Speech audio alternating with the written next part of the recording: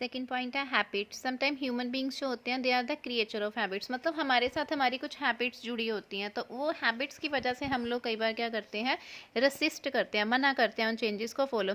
Because daily life में हमने 100 of कितने सारे डिसीजंस लेने होते हैं, हमारे पास नंबर ऑफ ऑप्शंस अवेलेबल होते हैं, तो ये ज़रूरी तो नहीं है कि हर ऑप्शंस को, हर चेंज को हम फॉलो करें।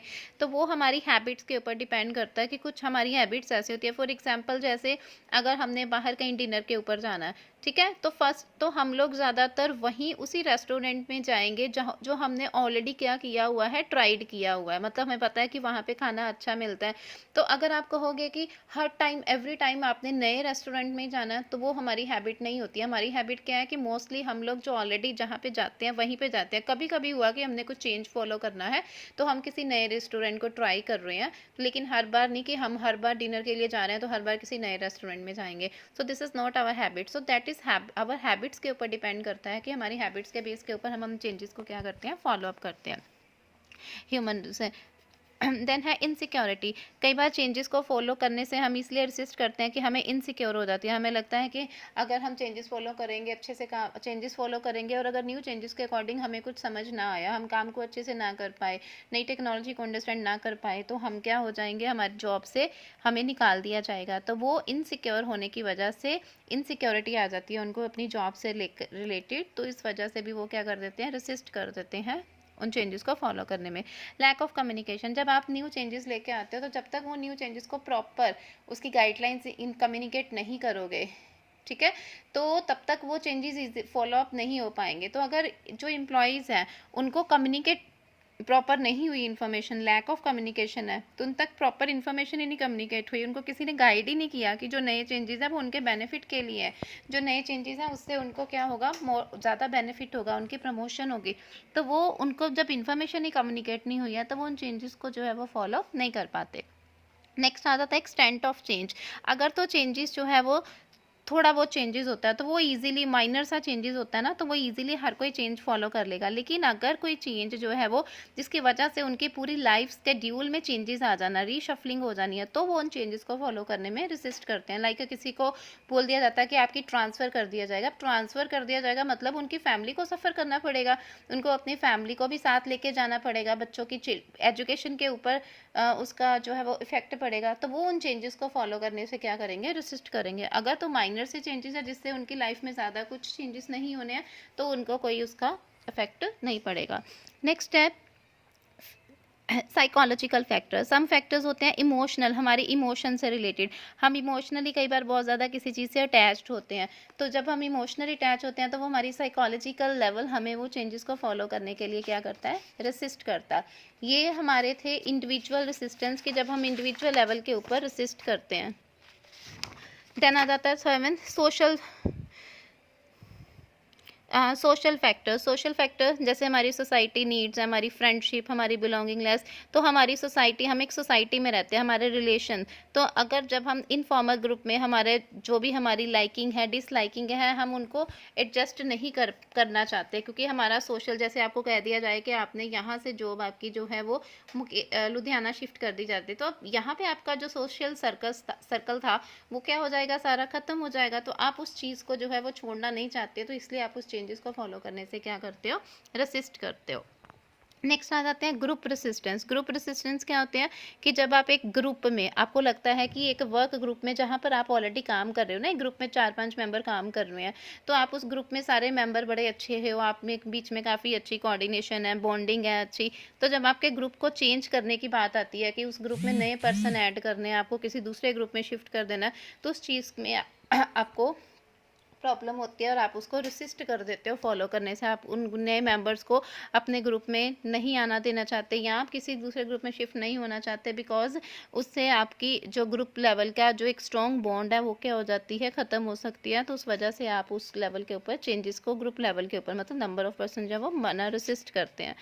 देन आते हैं ऑर्गेनाइजेशन रेसिस्ट। ये ऑर्गेनाइजेशन रेसिस्टेंस होती हैं जो ऑर्गेनाइजेशन लेवल के ऊपर होती हैं, कि चेंजेस को हमने फॉलो करना है ऑर्गेनाइजेशंस लेवल के ऊपर। तो ऑर्गेनाइजेशंस के पास न्यू न्यू आइडियाज़ होते हैं, तो वो देखते हैं कि अगर तो ऑर्गेनाइजेशन बेटा कंजर्वेटिव नेचर की होती है, कि चेंजेस को फॉलो नहीं करना चाहते हैं, डर डर के चेंजेस फॉलो करते हैं, तो वो उस ऑर्गेनाइजेशन में एम्प्लॉयज़ जो हैं वो रेसिस्ट ही करेंगे कि वो नए चेंजेस को फॉलो नहीं करेंगे एक्सटर्नल एनवायरनमेंट के अकॉर्डिंग। जैसे फर्स्ट आता था थ्रेट टू पावर। अब उनके पास पावर की थ्रेट शॉर्टेज है, उनके पास पावर नहीं है। पावर का मतलब कि उनके पास जो मैनेजमेंट अच्छी नहीं है, मैनेजमेंट जो है वो डिसीजन मेकिंग मैनेजमेंट नहीं है जो अच्छे डिसीजंस ले सके, टाइमली डिसीजंस ले सके। मैनेजमेंट इफेक्टिव नहीं है। तो जब मैनेजमेंट इफेक्टिव नहीं है, जब वो टाइमली डिसीजन ही नहीं ले पा रहे हैं, तो वो उन चेंजेस को भी ईजिली और क्विकली फॉलो जो है वो नहीं कर पाएंगे। सेकेंड आ जाते हैं ग्रुप इंटीरियर।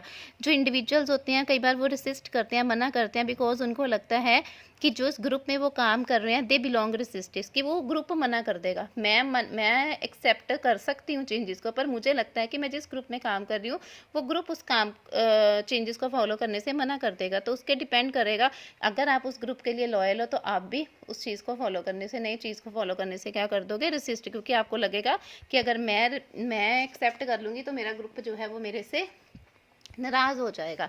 तो आप अपने ग्रुप्स के साथ लॉयल रहने के लिए क्या करते हो, उस चीज़ को, नए पैटर्न को, नए एटीट्यूड को, क्या नए कोड्स को फॉलो करने में क्या कर देते हो, रेसिस्ट कर देते हो।